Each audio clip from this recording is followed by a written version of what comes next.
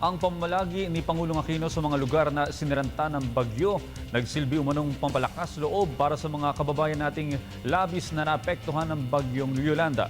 Ayon naman sa Pangulong Aquino, lilisanin niya lamang ang Tacloban kapag natiyak niyang nasa maayos ang pamamahagi ng tulong sa mga biktima. Para sa detalye, balita mo kami Julius D. Samburon. We have 3 C-130s in our Air Force, and they provided massive lift capability from the onset. Initially, I think it was 2 C-130s and 6 of the Ospreys.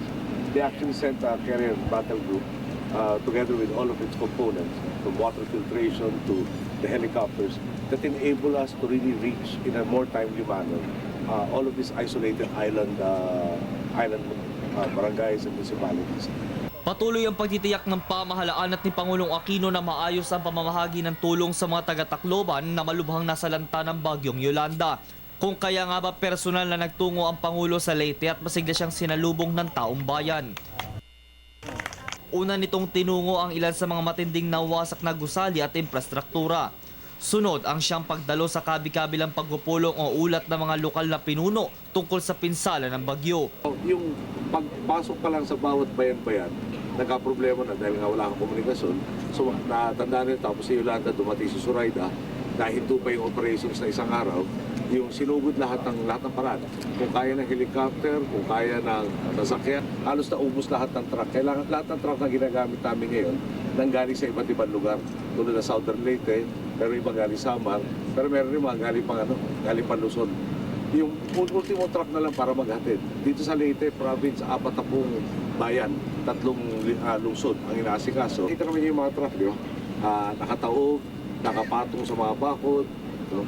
So, ultimo yung gagamitin mong transport infrastructure na wala. Tao na wala.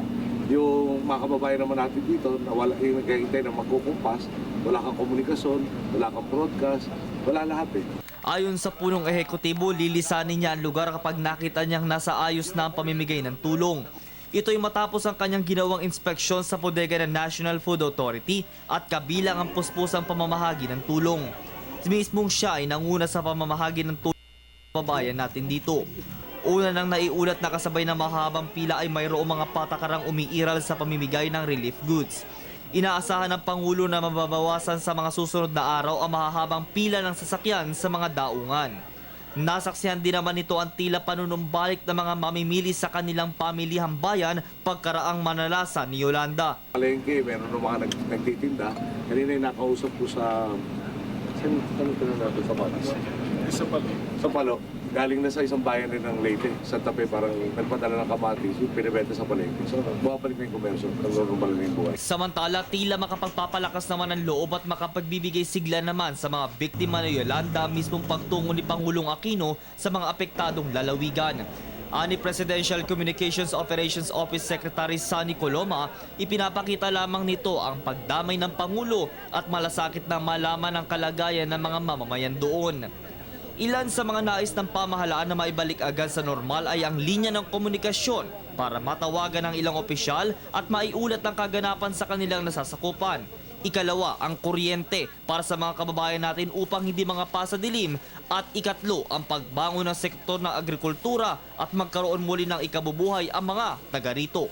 Para sa Telebisyon ng Bayan, ako si Julius D. Samburon.